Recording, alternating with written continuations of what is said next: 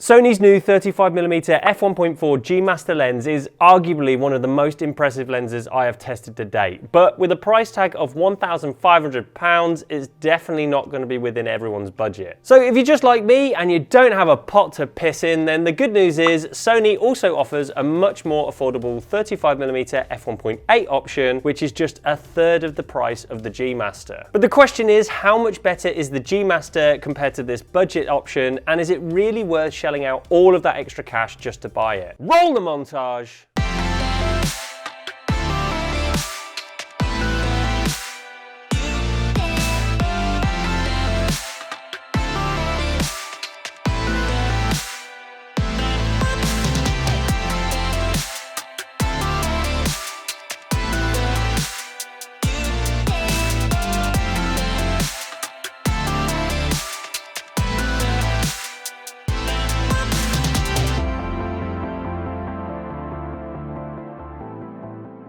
Both of these lenses are very small and lightweight, though the f1.8 option is exceptionally small, weighing just 280 grams or 9.9 ounces. Honestly, when I first got this lens out of the box, I had the exact same thought my wife did when we first made love. What, is that it? The G in Sony G Master must stand for girth, because in comparison it weighs almost double that of the cheaper lens, coming in at 524 grams or 18.5 ounces. No, but seriously, outside of the scope of this test, the G Master is actually very small and lightweight and feels exceptionally well balanced on my Sony a7 Mark III. They're both constructed from a mixture of metal and hard plastics and employ a dust and splash proof design, with further protection from the elements in the way of a rubber O-ring around the base of the metal lens mount. Although both lenses include an MF to AF switch and a customizable button, the G Master has the added bonus of including a declickable manual aperture ring and also features a rubberized focus ring, whilst the f1.8 option goes for a textured metal dial instead. In manual focus mode, both lenses have a silky smooth action and are super responsive to focus, making it very easy to perform precise focus pulls. As I've already mentioned, the Sony is the cheapest option, priced at £549 or $699, making it a very affordable option, especially when you compare it to the G Master's whopping retail price of £1,499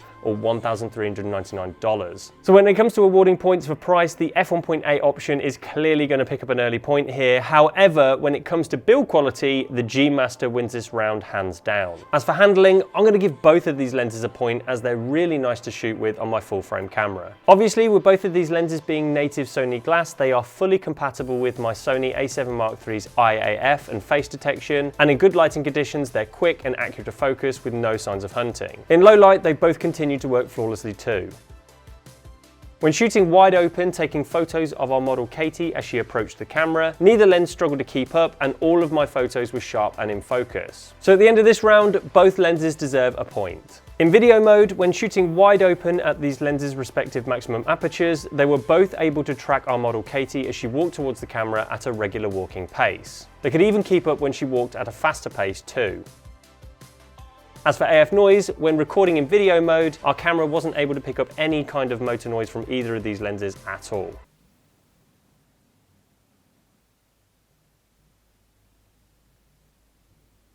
If you know anything about this Sony G Master lens, you'll know that the biggest flaw with it is focus breathing. It has some of the worst focus breathing I have ever seen on a lens, so this will be a big turn off for videographers. The cheaper f1.8 lens, on the other hand, has very little focus breathing at all, making it a much more suitable option for filmmakers. Despite the focus breathing issues on the G Master, both of these lenses performed really well when it came to AF performance in video mode, so both of them deserve a point in this round. Because the G Master has a slightly wider maximum aperture of f1.4, it won't take a genius to work out that the bokeh it produces is noticeably thicker and smoother than that produced by the f1.8 lens. This is particularly noticeable in this example here, where we have some complex things going on in the background, and the bokeh created by the f1.8 just looks very messy and not very attractive, whilst the G Master lens produces a far more pleasing result with much smoother bokeh. In our bokeh balls test, the G Master produces slightly larger orbs thanks to its wider maximum aperture, but neither lens creates a perfect result, unfortunately. Both lenses generate round-ish looking orbs at the center that turn into a cat's-eye shape towards the edges of the frame. So despite these subpar bokeh balls, in this round the G Master has to get the point, as it creates much nicer bokeh. Although flaring is present with both of these lenses, the f1.8 lens definitely handles it better than the G Master, Master, with the GM footage looking slightly more washed out, most likely down to the fact that it has a larger maximum aperture and front element. When shooting wide open, both lenses have a touch of pincushion distortion, with the G Master showing slightly more distortion than the cheaper lens. At the center, both lenses have a good amount of contrast, and although it's closer than I expected, the G Master is still the sharper of the two options. At the corners, it really is no contest. The G Master remains nice and sharp, whilst the f1.8 lens is noticeably softer with some signs of ghosting and blue fringing. At the lens's minimum focusing distance, the cheaper f1.8 lens displays slightly better contrast than the G Master, and the sharpness is pretty much identical. On our longitudinal chromatic aberration test, both lenses display green fringing at the top and magenta fringing below the area of sharp focus. When comparing what these lenses can achieve in the real world though, it really is hard to tell the shots apart.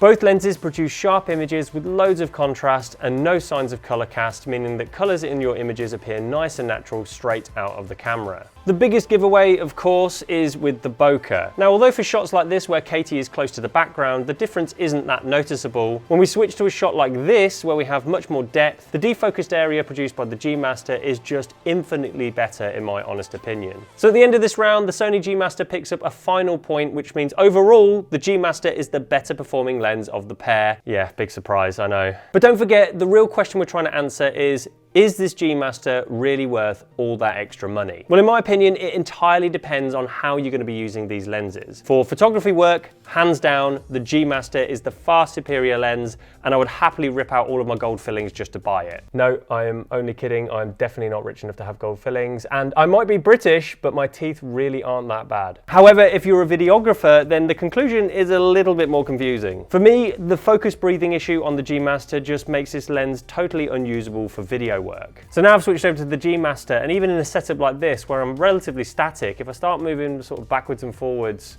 just a little bit, you get that really distracting wobble at the edges of the frame. And when you consider, in order to buy this lens, you're going to have to shell out $1.5 grand, it's pretty frustrating.